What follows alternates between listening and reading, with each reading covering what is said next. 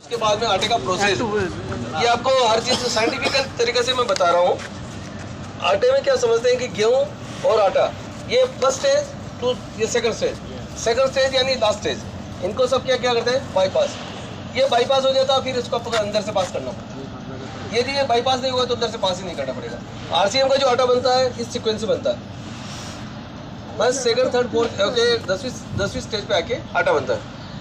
अब आटा के खेतों में पैदा होने वाला बीज है, एक तरह से वहाँ का खेती का प्रोडक्ट है, तो उसमें नेचुरल और ऑर्गेनिक और अनऑर्गेनिक रिजेक्शन उसमें आते हैं। इस गेहूँ को जब सफाई करते हैं इनकी मशीनों के द्वारा, तो इसका जो टूटा हुआ भाग जो भी पहले उसको अलग कर लिया जाता है, उसकी रस अलग कर ली जाती है। सेकंड में इसके पौधे की जो बाली वगैरह है, जो भी ऑर्गेनिक रिजेक्शन उसको अलग कर लिया जाता है। थर्ड नंबर पे अब मेच्योर्ड गेहूँ होते हैं, उनको अलग कर लिया जाता है। इन दौरान इसकी जो ऑर्गेनिक डस्ट निकलती है उस डस्ट को भी अलग कर दिया जाता है। अब आता है इनऑर्गेनिक रिजेक्शन, जिसमें कंकर पत्थर, क्योंकि खेतों में जब गेहूँ इकट्ठा होता है, किसी गोदाम में जाता है, किसी मंडी में जाता है, तो ज़मीन पे रहता है, तो ज़मीन पे रहने से इसमें इस प्रकार के जो कंकर पत्थर इसमें ऐड हो जाते हैं, तो इसको डिस्टोनर की सहायता से इसको अलग कर लिया जाता है। अब चूँकि सब आपने इकट्ठा कर लिया, सब अलग कर लिया, लेकिन एक मडबोल होती है जो गेहूँ के पौधे के साथ में आती है, खेतों की जो मडबोल होती है वो इसमें गेहूँ के साथ आ जाती है। वो इस प्रोसेस से इसलिए अलग नहीं होती है कि उसकी डेंसिटी होती है वो गेहूँ की बराबर होती है। जब मशीनें गेहूँ डेंसिटी पे काम करती है, उस मशीन को ये पत्थर तो अलग कर लेती है, लेकिन उस मडबोल को एक्सेप्ट कर लेती है।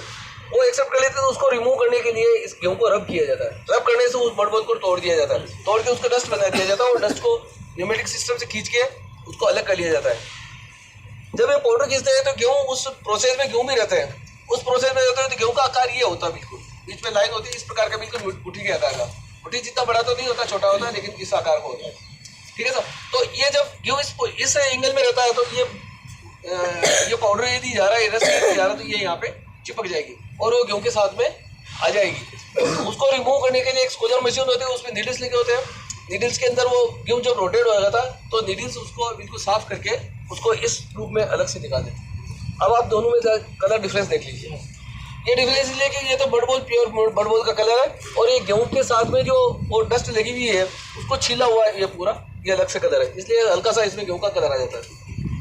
अब आपका पूरी तरह से गेहूँ साफ हो गया, लेकिन जो आपकी मशीनों ने जो काम किया ना, उसमें एडल्ट्रेशन कर दिया, उसमें घिसावट दे दी गेहूँ को। उस घिसावट को दूर करने के लिए गेहूँ को एक मैग्नेटिक फील्ड से निकालते हैं। जब गेहूँ मैग्नेटिक फील्ड से निकलेगा, तो जो भी मशीन की घिसावट उसको डिटेक्ट करके उसको सेपरेट कर देगा, और अपना गेहूँ पूरा साफ हो गया। गेहूँ कहाँ पे रहता है? खेतों में, गोदामों में, मंडियों में, वहाँ पे बड़े बड़े स्टोरेज में रहता है। जो खुले स्टोरेज होते हैं वहाँ पे चूहे की चौकीदारी कोई नहीं कर सकता है। जब चूहे उसमें उछल कूद करेंगे तो एक्सटर्नल उसमें डालेंगे।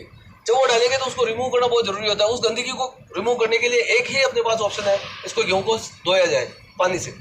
इस गेहूँ को पानी से धोया जाता है और उसको जो गंदे पानी को ड्रेन कर लिया जाता है। अब अपने पास गेहूँ पूरी तरह से साफ है। पूरी तरह साफ अपने गेहूँ को धोने के बाद में इसको 8 घंटे से लेकर 12 घंटे तक, गर्मी में 8 घंटे, सर्दियों में 12 घंटे, बाकी बीच में जो टेम्परेचर कम ज़्यादा होता है उससे सिर्फ 9 घंटे, 10 घंटे, 11 घंटे उसको कर लिया जाता है। इस गेहूँ को स्टोरेज करने का सबसे एक मुख्य कारण ये होता है कि इसमें एक जर्मिनेशन की प्रक्रिया स्टार्ट हो जाए। जर्मिनेशन यानी एक अंकुरण। गेहूँ में जब अंकुरण होगा तो ये एनवायरमेंट से नाइट्रोजन लेगा और उसमें फोलिक एसिड बनेगा। फोलिक एसिड एक तरह से प्रोटीन है, और वो प्रोटीन अपने शरीर के लिए इतना जरूरी है क्योंकि सबसे सुपाच्य प्रोटीन ही वही होता है। आपने डॉक्टर को कहते सुना होगा कि आप अंकुरित मूंग खाइए, अंकुरित चने खाइए, अंकुरित ये खाइए। क्यों कहते हो? क्योंकि उसमें फोलिक एसिड होता है। वो एनवायरमेंट से नाइट्रोजन लेके अंकुरण के दौरान वो फोलिक एसिड बना दे, और फोलिक एसिड अपने शरीर के लिए लाभदायक होता है। जब इसकी फोलिक एसिड बनने की जब चरम सीमा आ जाती है, तो अब इसको ग्राइंडिंग के लिए भेज देते हैं। तो ग्राइंडिंग के लिए ये जगह आपके सामने ये स्टोन है, ये इस प्रकार के 2 स्टोन होते हैं। एक स्टोन नीचे होता है, ये स्टोन ऊपर होता है। ये 2 स्टोन से जो घूमते हैं, अपन 450 आरपीएम पे ये घूमते हैं, तो इससे आटा बनता है। ये जो स्टोन था वो आयरन कोटेड स्टोन से बना हुआ है। तो आयरन कोटेड स्टोन इस पे घूमेगा, और यहाँ से एयर की इनपुट होगी और यहाँ से एयर की एग्जिट होगी। तो कंप्लीट एयर आएगी और कंप्लीट एयर जाएगी, तो पत्थर को गर्म नहीं होने देगी और आटे को भी गर्म नहीं होगी। तो इसीलिए तो अपने कूलिंग प्रोसेस से बना हुआ ये आटा है। ये कूलिंग सिस्टम जनरेट होता है इसी के अंदर, इस पत्थर के अंदर कूलिंग सिस्टम जनरेट होगा, तो अपना आटा भी गर्म नहीं होगा और अपना पत्थर भी गर्म नहीं होगा। अब आटा आपका पूरी तरह से आपका तैयार हो गया। सब रिजेक्शन अपन ने निकाल दिए, अब कोई दिक्कत नहीं है। लेकिन फिर एक दिक्कत आ गई, ये जो आयरन कोटेड स्टोन है, ये देखो आप घिसता है, और घिसावट कहाँ जाएगी? आपके आटे में आ गई, अब उसको भी तो रिमूव करना है। अब आटे में घिसावट कहाँ है क्या है इसका अपन डायग्नोज नहीं कर सकते। तो इस मैंने कहा था कि आयरन कोटेड स्टोन है, तो घिसावट भी तो आयरन कोटेड ही है, तो इस आटे को टोटल मैग्नेटिक फील्ड से अलग निकालते हैं। तो जो भी इसकी घिसावट है प्लस इस घिसावट के संपर्क में जो भी आटा का कण भी आ गया है तो उसको रिमूव हो जाता है।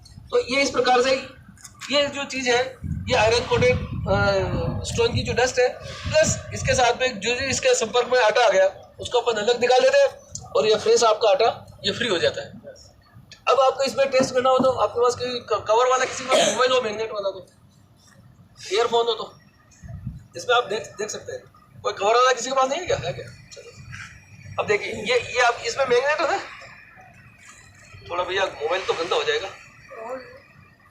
ये देखिए ये आटा चिपक गया है, ये डस्ट है ना, ये देखिए आप, है ना, ये आपका आटा है।